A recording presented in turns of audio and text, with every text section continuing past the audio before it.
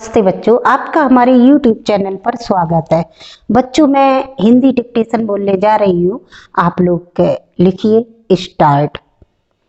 महोदय, मेरा संशोधन है कि खंड 10 के अंत में जोड़ा जाए।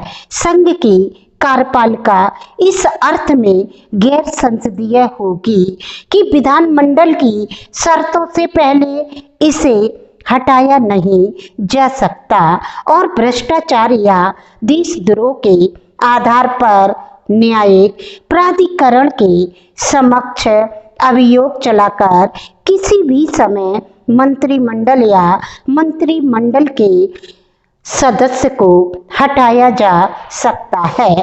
प्रधानमंत्री को पूरे सदन द्वारा एकल हस्तांतरणीय मत द्वारा चुना जाएगा। मंत्रिमंडल के अन्य मंत्रियों का चुनाव एकल हस्तांतरणीय मत द्वारा होगा। महोदय, इस विषय पर प्रांतीय समिति की सिफारिशों के पारित होने के समय भी चर्चा हुई थी, परंतु जब हम संघ के संविधान पर विचार कर रहे हैं तो वह निर्णय बाध्यकारी नहीं है। भारत में 1935 के एक्ट के तहत जो संसदीय प्रणाली काम कर रही है वह स्थानीय स्वशासन, स्थानीय बोर्डों या नगर पालिकाओं के मामले में बुरी तरह विफल रही है। जहाँ तक प्रांतीय सभाओं का संबंध है, कुछ हद तक सफलता भी मिली थी, क्योंकि कांग्रेस ब्रिटिश साम्राज्यवाद से लड़ रही थी और उस मुद्दे पर सभी परस्पर विरोधी तत्वों का मेल मिलाप हो गया था। हमने विगत समय में देखा है कि प्रांतों में प्रांतीय संविधान के कामकाज में विपक्ष की अवहेलना की गई, उसे उपेक्षित किया गया। हमने यह भी देखा है कि जो संसदीय प्रणाली वर्तमान में मौजूद है उसने उन लोगों के संबंध में पक्षपात और भाई भतीजावाद पैदा किया जो मंत्रालय का समर्थन कर रहे थे। मंत्री जनता से ज्यादा पार्टी के सदस्यों की सेवा कर रहे थे। एक मंत्री राष्ट्र का एक विनम्र सेवक नहीं होता था, बल्कि वह उन लोगों का सेवक होता था जो मंत्रिमंडल में उसका समर्थन कर रहे थे। इसलिए मैं कहता हूँ कि यह योजना अतीत में ठीक से काम नहीं कर पाई। ऐसे समय में जब भारत स्वतंत्रता के पोषित लक्ष्य को प्राप्त कर रहा है, हम अपने आसपास आगजनी, हत्या व लूटपाट के सिवा क्या देखते हैं कि ऐसा क्यों? क्योंकि अपने अस्तित्व के लिए सांप्रदायिक तनाव में रुचि रखने वाले लोगों के सहारे पर निर्भर मंत्रियों द्वारा संचालित कार्यपालिका कमजोर है। हर कोई पंडित जवाहरलाल नेहरू नहीं थे।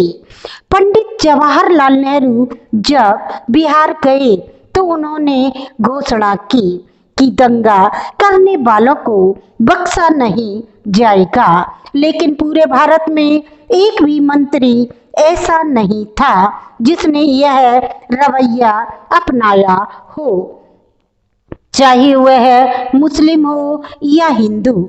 आज हम एक स्थिर और देशभक्त सरकार चाहते हैं। आज हमें एक मजबूत सरकार चाहिए, एक निष्पक्ष और अडिग प्रशासक जो लोकप्रिय सनक के आगे न झुके। आज सभी प्रांतों में कमजोर अधिकारी हैं जो पार्टी सदस्यों के अधीन हैं। यदि वे अपनी कुर्सी पर बने रहना चाहते हैं तो उन्हें नाराज करना असंभव है। और अब यह कहा जाता है कि सरकार की संसदीय प्रणाली लोकतांत्रिक होती है, भारत विभिन्न धर्मों, विभिन्न विचारधाराओं का देश है।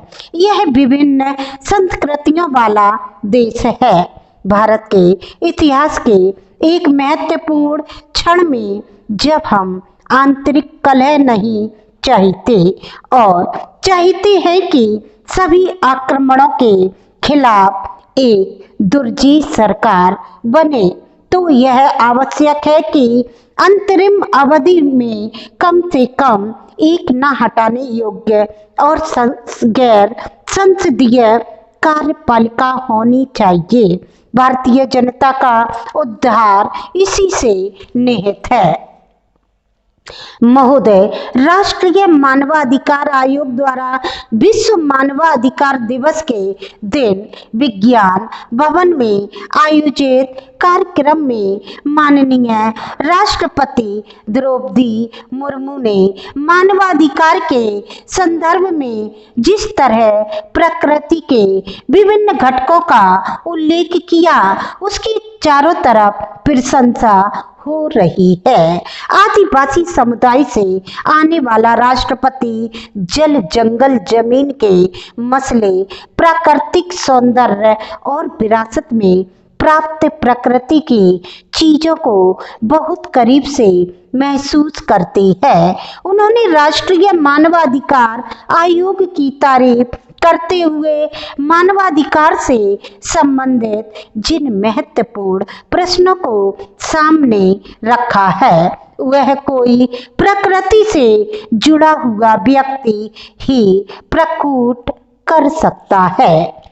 अपने संबोधन में उन्होंने स्पष्ट कहा कि मानवाधिकार हमारी प्रकृति के लिए बहुत अहम है। दुनिया के बदलाव के साथ जो चुनौतियां हैं, उसे देखते हुए मानवाधिकारों की सुरक्षा और संवर्धन जरूरी है। That's all. आपको हमारी डिक्टेशन अच्छी लगी तो सब्सक्राइब करें, लाइक करें। That's all.